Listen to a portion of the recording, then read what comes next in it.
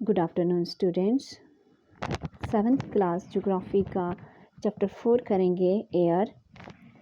बच्चों, एयर को समझने से पहले इस पाई चार्ट को समझेंगे।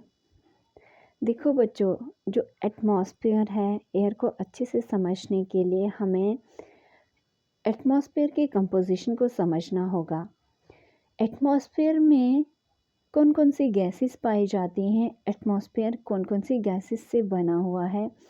देखो, इसमें सबसे ज़्यादा जो गैस पाई जाती है वो आपकी नाइट्रोजन है। फिर उसके बाद आपकी आती है ऑक्सीजन, फिर कार्बन डाइऑक्साइड और आर्गन एंड बाकी गैसेस आती हैं। नाइट्रोजन इसमें कितनी है? 78%। ठीक है। आपका ऑक्सीजन कितना है? 21%। कार्बन डाइऑक्साइड कितना है आपका? 0.03%।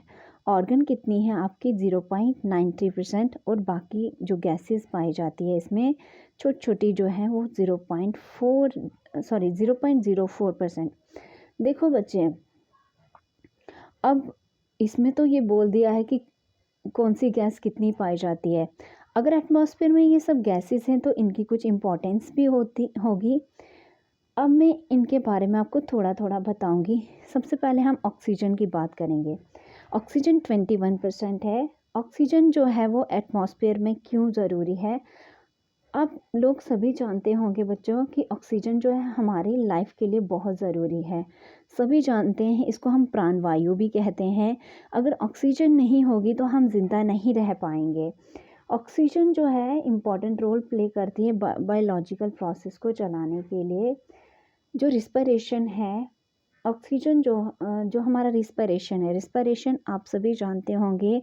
जो हम इनहेल करते हैं, एक्सहेल करते हैं, ये एक प्रोसेस है जिसमें हम क्या करते हैं, जितने भी लिविंग थिंग्स हैं हम क्या करते हैं, इनहेल और एक्सहेल करते हैं। ऑक्सीजन जो है ये यूज़ किया जाता है सारे लिविंग थिंग्स के लिए। ऑक्सीजन से हम क्या करते हैं, एनर्जी को प्रोड्यूस करते हैं। ऑक्सीजन के कारण ही हमारी बॉडी में एनर्जी प्रोड्यूस होती है और हमारा जो मेटाबॉलिज्म है वो चलता है। ऑक्सीजन की इम्पोर्टेंस ये है कि ऑक्सीजन जो है बर्निंग फ्यूल के लिए बहुत ज़रूरी होता है। अगर तो ऑक्सीजन नहीं होगी तो आग वगैरह जो है नहीं जलेगी।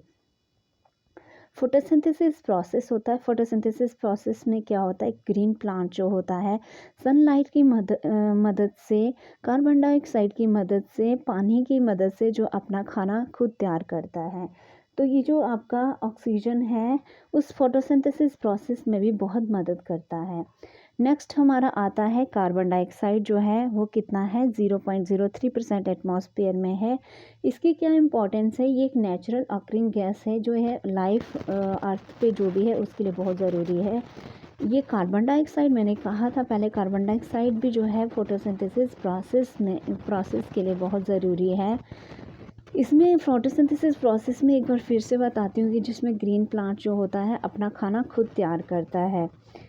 नेक्स्ट जो मोस्ट इम्पॉर्टेंट चीज़ है कार्बन डाइऑक्साइड की एटमॉस्फेयर में, क्या है कि ये रेगुलेट करता है टेम्परेचर को। कैसे रेगुलेट करता है? ये ग्रीन हाउस गैस है जो कि क्या करता है, हीट को रोक के रखता है, ट्रैप करता है हीट को अर्थ के एटमॉस्फेयर में।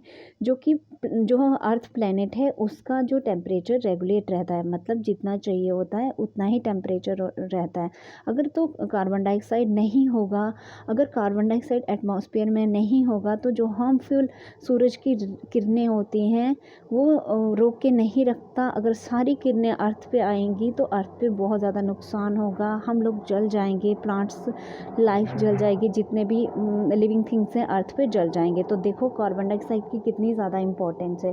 कार्बन डाइऑक्साइड जो है नेक्स्ट क्या मदद करता है कि कार्बन साइकिल चलाता है, जो कि बहुत ज़रूरी होता है आपका अर्थ के लिए। बच्चों, आप लोगों ने देखा होगा कि जो बीवरेजेस होती हैं, बीवरेजेस क्या होता है, जो भी पेय पदार्थ होती है, जैसे आप कोल्ड ड्रिंक वगैरह पीते हो, कोल्ड ड्रिंक जब आप खोलते हो तो उसमें फिज मतलब एक आवाज़ आती है गैस के निकलने की, और बाद में जो बबल्स वगैरह उसमें बनते हैं। तो ये सब किसकी वजह से होता है? आपका जो सोडा हो गया या बाकी जो ड्रिंक्स होती है, ये सारे किसकी मदद से होते हैं? आपके कार्बन डाइऑक्साइड की मदद से होता है। नेक्स्ट आपका जो रेफ्रिजरेशन है उसमें भी आपका कार्बन डाइऑक्साइड जो है हेल्प करता है। कैसे? अगर देखो कहीं पे कोई चीज़ ट्रांसपोर्ट करनी है, दूर ले जानी है, तो जो सॉलिड कार्बन डाइऑक्साइड होता है इसको हम ड्राई आइस भी बोलते हैं। तो ये मदद करता है प्रोडक्ट्स को एक जगह से दूसरी जगह लेने में।